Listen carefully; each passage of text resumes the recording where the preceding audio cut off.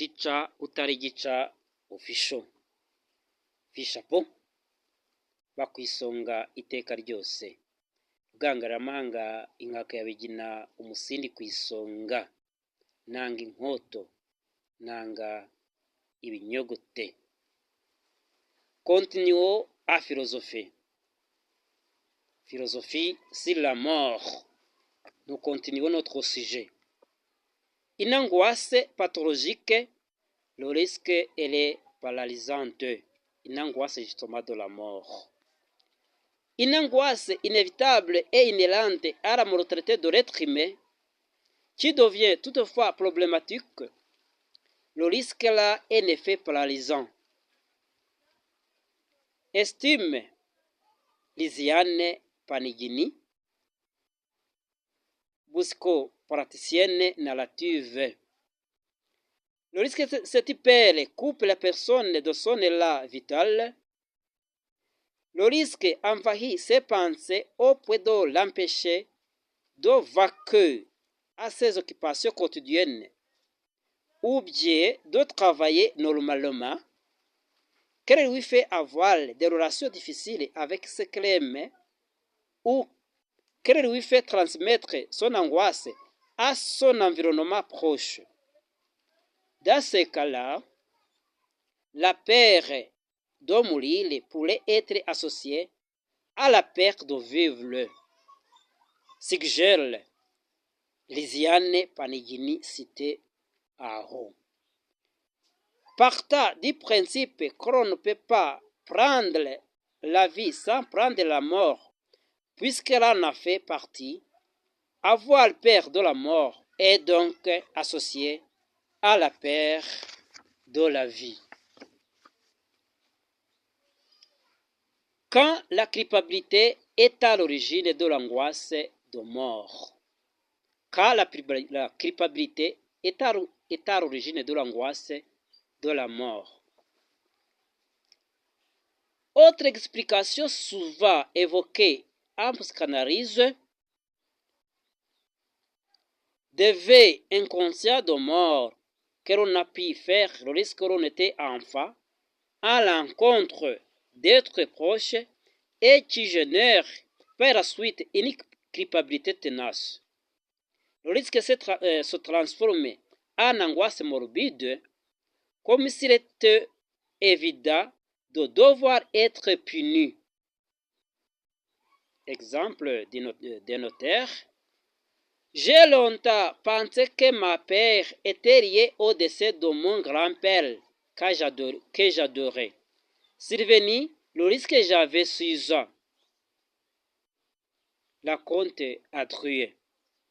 Mais depuis que j'ai entamé une thérapie pour tenter de me libérer de ce poids, je découvre que les réseaux sont probablement plus complexes et que se trouve plutôt du côté d'un grand sentiment de culpabilité que j'éprouve depuis toujours.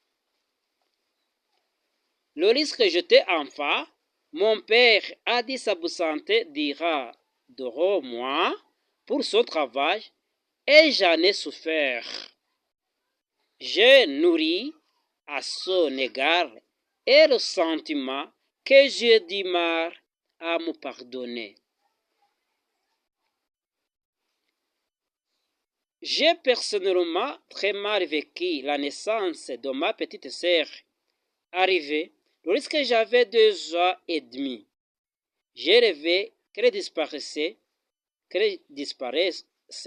pour retrouver cette exclusivité que j'avais avec ma mère. Confie pour sa part Anna, 37 ans. Hypochondriaque et terrorisée par l'idée de la mort.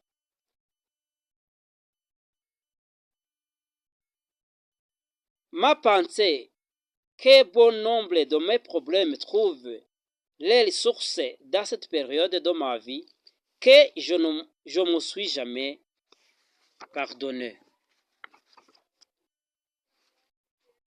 Se poser la question du sens que l'on veut donner à notre vie.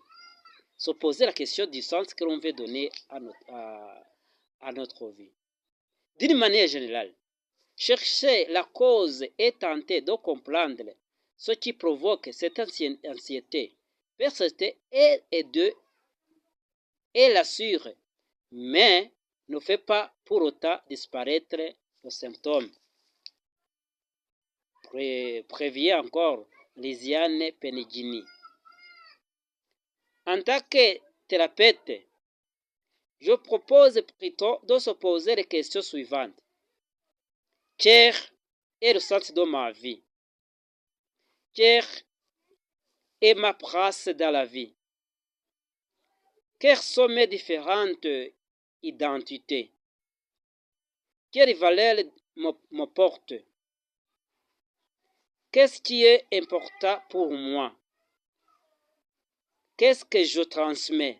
Mais aussi, qu'est-ce qu'on m'a transmis que je transmettrai à mon tour?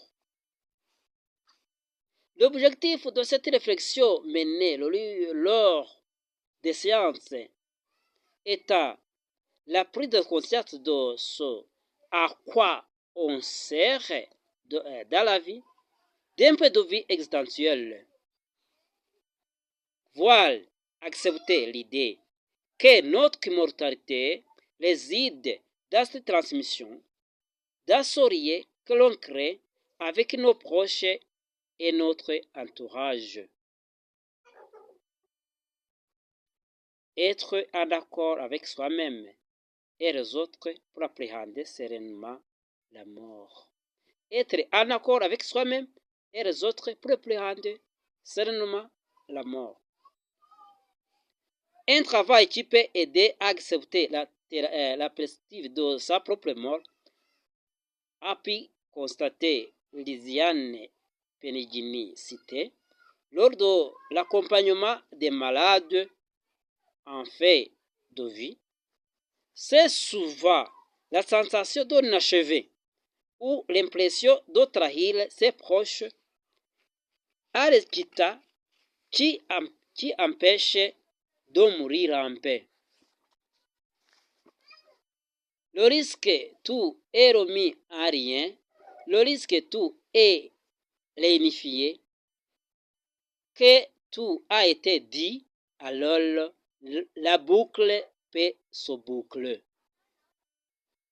En d'une certaine manière, aider ce qui reste et aborder leur finitude plus sereinement. J'ai toujours été terrifié à l'idée de disparaître, se souvient Carole, 39 ans. Et puis, j'ai accompagné mon père malade d'un cancer jusqu'à la fin. J'ai vu s'éteindre entouré de ses enfants et de ma mère, sans qu'il subsiste de moindre non-dû entre nous. Je ne pensais pas que cela soit possible, mais je crois qu'il a rendu l'âme sereine et apaisée. Depuis, je m'emploie à cela, à être du côté de la vie plutôt que de la mort, et à faire en sorte de non pas avoir de l'orgueil le moment venu. Le moment venu. C'est ça. C'est là-bas où je m'arrête encore sur cette idée de la mort. Nous allons continuer prochainement. Nous allons l'achever notre jour. Mais n'est pas pelle. Nous avons la vie. Fils chapeau. Bakwisonga iteka ryose.